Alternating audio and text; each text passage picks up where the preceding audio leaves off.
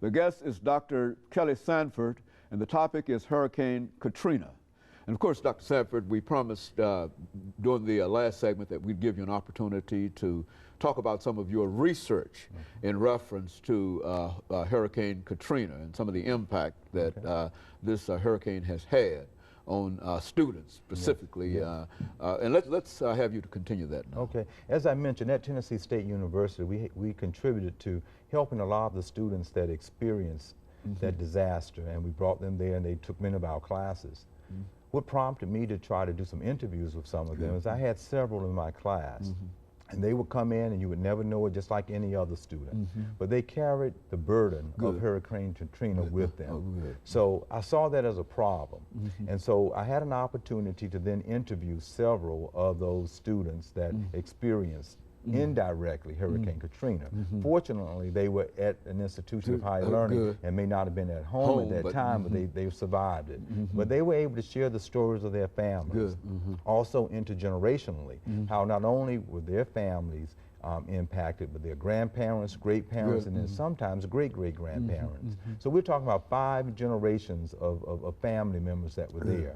And they were able to tell the story of Hurricane Betsy back in 1965, and other disasters that had occurred there with hurricanes over the time, and how it was a very close-knitted type of a family and background and intergenerational for them to survive and to make it over time period. They talked about the Ninth Ward being, as far as economics is concerned, very poverty-stricken, but as far as family was concerned, very rich in values and cultural values and extended family and schools and the church and those types of things. Those were just totally lost. And they were very devastated in my interviewing with them, and many of them would actually come to tears just in reflecting and thinking about what they had lost.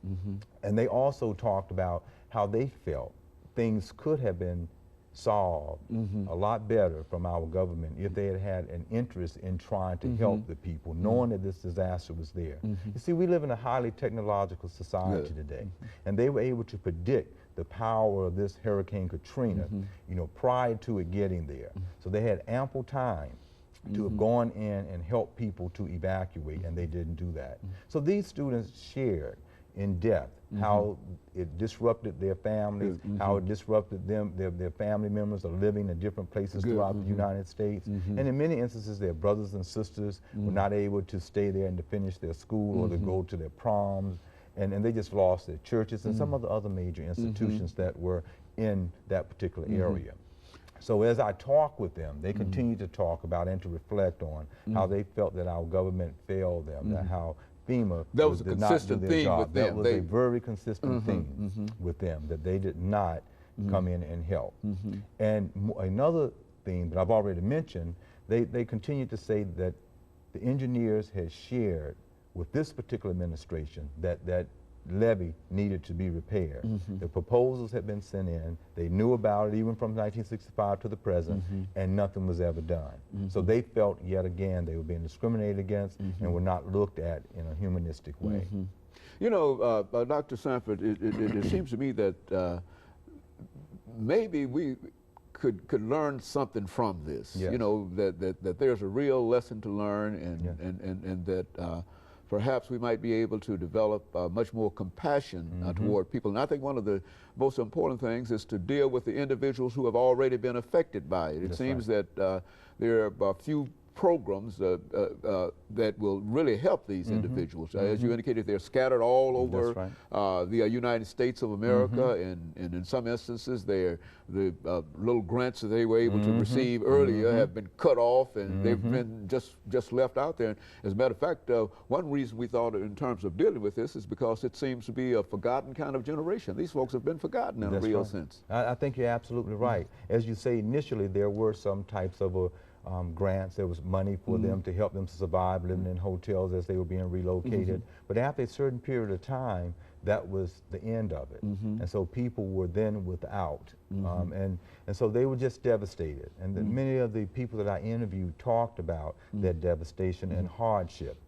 Again, they felt that the government had failed them because this was something that was preventable, but now here we are a year later, and many are still dislocated, many still don't have homes and without property, and many own the property in which they lost, and they're without housing. And there have been other case studies of people, even when our president went to that particular area, made promises to certain people. You saw images of his hugging them, saying, we're going to be there to help you, and a year later, those individuals still have not been helped. But as far as lessons learned, we have a strategic plan that's in place, but we have to make a distinction between having a plan of action and then being able to execute the plan. Yes, absolutely. And so I think that's one of the lessons that's learned. How can we know that other disasters will happen? Because in the history of the world, they've always happened. So how can we have a plan of action that we can execute and that can go in and help people to be able to get out and to evacuate successfully versus having a large devastation like we've had? Now, this had a tremendous impact on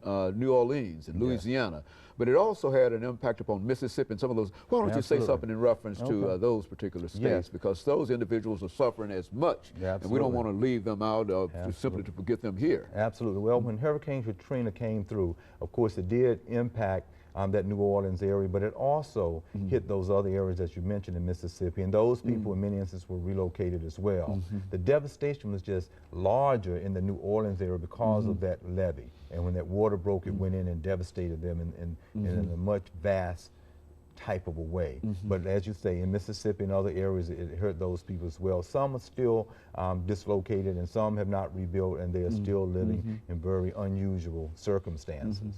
Well, you know, it seems that I recall that the president made some great promises in reference to trying to help rebuild, but now you've got a large number of individuals down there without jobs, without anything, and they can, in a real sense, if given the equipment and things that are necessary, they can help themselves. Would you suggest that? Would you believe that? Yeah, I think they could, but I think also with the effort to try to rebuild, we have also seen a year later that there's been a lot of underhanded things that's been done. People that are a part of the whole system. Halliburton, of course, was sent back down in there. You have certain construction companies that were given opportunities to go rebuild, and they subcontracted to other people to come in and put on a particular roof for a couple thousand when they would have gotten 12,000 or more for it. So a lot of underhanded type of things have occurred even within the rebuilding. But even with that process, it's been a small percentage that have been able to benefit for it. So we really need a lot more